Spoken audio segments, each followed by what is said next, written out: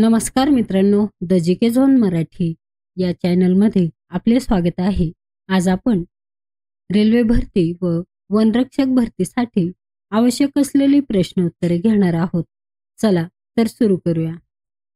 भारतातील सर्वाधिक रुंदीचा बोगदा कोणत्या राज्यात उभारण्यात आला आहे? भारतातील सर्वाधिक रुंदीचा बोगदा महाराष्ट्र राज्यात उभारण्यात आला आहे. हा बोगदा इगतपुरी बोगदा आहे, जो समृद्धी महामार्ग नागपूर मुंबई समृद्धी महामार्ग प्रकल्पाचा एक भाग आहे. याची रुंदी सुमारे 17.5 मीटर आहे. केरळमध्ये कुथीराम बोगदा हा एक दुहेरी नळी असलेला 6 पदरी बोगदा आहे, ज्याची रुंदी प्रत्येकी 14 मीटर प्रत्येकी ट्यूबसाठी आहे. जरी हा रुंद असला तरी महाराष्ट्रातील इगतपुरी बोगदा हा सध्या सर्वाधिक रुंदीचा बोगदा म्हणून ओळखला जातो. पंतप्रधान संग्रहालय व ग्रंथालयाचे संचालक म्हणून कोणाची नियुक्ती करण्यात आली आहे? पंतप्रधान संग्रहालय व ग्रंथालयाचे संचालक म्हणून अश्विनी लोहानी यांची नियुक्ती करण्यात आली आहे. अश्विनी लोहानी हे 67 वर्षाचे माजी रेल्वे अभियंता आणि एअर इंडिया व रेल्वे बोर्डचे माजी अध्यक्ष आहेत. 4 जून 2025 रोजी केंद्रीय मंत्रिमंडळाच्या नियुक्ती समितीने त्यांची 3 वर्षे कार्यकालासाठी संचालक पदावर नियुक्ती मंजुरी केली आहे. राजीव गांधी वन संवर्धन योजना कोणत्या राज्याने सुरू केली आहे? राजीव गांधी वन संवर्धन योजना हिमाचल प्रदेश या राज्याने सुरू केली आहे. राजीव गांधी वन संवर्धन योजनेचा शुभारंभ सुखविंदर सिंग यांच्या हस्ते करण्यात आला आहे. या योजनेचा मुख्य उद्देश पर्यावरणाचे संरक्षण करणे, वन व्यवस्थापनामध्ये लोकांचा सहभाग वाढवणे आणि स्थानिक लोकांना रोजगार उपलब्ध करून देणे हा आहे. यामध्ये पडीक वन जमिनीवर फळझाडे लावणे, वन उत्पादनाचे व्यवस्थापन करणे इत्यादी कामांचा समावेश आहे. घटना परिषदेची पहिली बैठक केव्हा भरली होती? घटना परिषदेची पहिली बैठक 9 डिसेंबर 1946 रोजी भरली होती. पहिल्या बैठकीत डॉक्टर सच्चिदानंद सिन्हा यांची अंतरिम अध्यक्ष म्हणून नियुक्ती झाली. 11 डिसेंबर 1946 रोजी डॉक्टर राजेंद्र प्रसाद यांची स्थायी अध्यक्ष म्हणून एकमताने निवड झाली. मुस्लिम लीगने ही सभा बहिष्कृत केली होती, कारण त्यांचा पाकिस्तान या स्वतंत्र राष्ट्राच्या मागणीवर जोर होता. पुढे 29 ऑगस्ट 1947 रोजी डॉक्टर बाबासाहेब आंबेडकर यांच्या अध्यक्षतेखाली संविधान मसुदा समिती नेमण्यात आली. समान नागरी कायद्याची तरतूद संविधानाच्या कोणत्या भागात आहे? समान नागरी कायद्याची तरतूद संविधानाच्या मार्गदर्शक तत्वे या भागात आहे. समान नागरी कायदा म्हणजे धर्म, जात, लिंग इत्यादी भेद न करता सर्व नागरिकांसाठी एक समान वैयक्तिक कायदे लागू करणे. संविधानाच्या भाग 4 मधील अनुच्छेद 44 मध्ये असे म्हटले आहे की राज्य आपल्या नागरिकांसाठी संपूर्ण भारतात समान नागरी संहिता लागू करण्याचा प्रयत्न करेल. मार्गदर्शक तत्वे बंधनकारक नसतात, पण राज्य शासनाने त्याची अंमलबजावणीसाठी प्रयत्न करावा अशी अपेक्षा असते. हा मुद्दा मूलभूत अधिकार नाही, म्हणून न्यायालयात त्याच्या अंमलबजावणीची मागणी थेट करता येत नाही.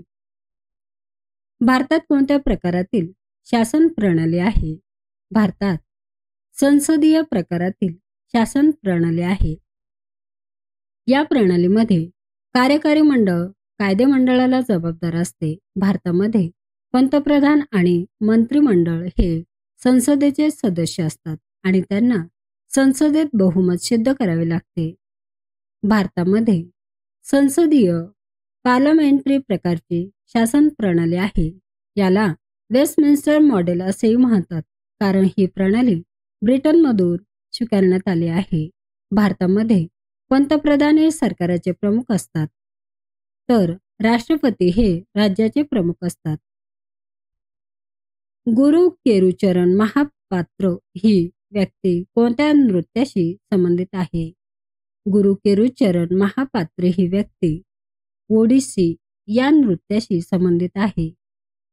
गुरु केलुचरण महापात्र 1926, 2004 एक महान भारतीय शास्त्रीय नर्तक, नृत्य दिग्दर्शक आणि गुरु होते. त्यांना ओडिसी नृत्याचे पुनरुज्जीवन करणारे म्हणून ओळखले जाते. ओडिसी हे भारतातील 8 शास्त्रीय नृत्य प्रकारांपैकी एक आहे, ज्याचा उगम ओडिशा राज्यात झाला आहे. हे नृत्य मुख्यतः मंदिरांमध्ये सादर केले जात असे आणि त्यामध्ये मुद्रा, हावभाव, अभिव्यक्ती आणि ताल, लय यांना महत्त्व दिले जाते. गुरु केलुचरण महापात्र यांनी आपले जीवन ओडिसी नृत्याला समर्पित केले. त्यांनी अनेक नवीन रचना तयार केल्या. त्यांच्या या कार्यामुळे त्यांना भारत सरकारने पद्मविभूषण 2003 सह अनेक पुरस्कारांनी सन्मानित केले. भारतातील सर्वात प्राचीन नृत्य प्रकार कुठला? भारतातील सर्वात प्राचीन नृत्य प्रकार आहे भरतनाट्यम. भरतनाट्यम याचा उगम तामिळनाडूमध्ये झाला आहे आणि त्याचे मूळ दक्षिण भारतातील मंदिरांमध्ये आहे. याचा उल्लेख प्राचीन तामिळ महाकाव्य शिलप्पदिकारमन 2ऱ्या शतकात मध्ये आढळतो. तर 6व्या ते 9व्या शतकातील मंदिरांमधील मूर्ती या नृत्याच्या परिष्कृत स्वरूपाच्या आहेत. नाट्यशास्त्र या प्राचीन ग्रंथातही भरतनाट्यमच्या तात्विक पायांची चर्चा आहे. सन 1935 मध्ये वर्धा येथे गांधीजींनी कोणता आश्रम स्थापन केला? सन 1935 मध्ये वर्धा येथे गांधीजींनी सेवाग्राम आश्रम स्थापन केला. सन 1935 मध्ये वर्धा येथे गांधीजींनी सेवाग्राम आश्रम स्थापन केला. सेवाग्राम आश्रम हे गांधीजींचे भारतातील शेवटचे आणि सर्वात महत्त्वाचे आश्रम होते. त्यांनी 1936 पासून ते 1948 मध्ये त्यांच्या निधनापर्यंत सेवाग्रामला आपले निवासस्थान बनवले. येथूनच त्यांनी भारताच्या स्वातंत्र्य लढ्याची अनेक महत्त्वाची आंदोलने आणि निर्णय घेतले. धनकवडी येथे व्हिक्टोरिया बालकाश्रम कोणी सुरू केलं? धनकवडी येथे व्हिक्टोरिया बालकाश्रम महात्मा फुले व युगल यांनी सुरू केले. हे बालकाश्रम 1877 साली सुरू करण्यात आले. 1876 मध्ये महाराष्ट्रात भीषण दुष्काळ पडला होता. त्यामुळे अनेक लोक बेघर झाले आणि मुलांचे हाल झाले. या दुष्काळात अनाथ झालेल्या मुलांसाठी आणि विधवा स्त्रियांसाठी मुलांसाठी महात्मा फुले यांनी सावित्रीबाई फुले यांनी हे बालकाश्रम स्थापन केले. त्यांनी आपल्या मैत्रिणींच्या मदतीने निधी गोळा केला आणि या आश्रमात अन्नछत्र उभारून दररोज शेकडो मुलांच्या जेवणाची आणि इतर गरजांची पूर्तता केली. मित्रांनो, चॅनल आवडला असेल तर प्लीज नक्कीच सबस्क्राईब करा, व्हिडिओ लाईक करा. धन्यवाद.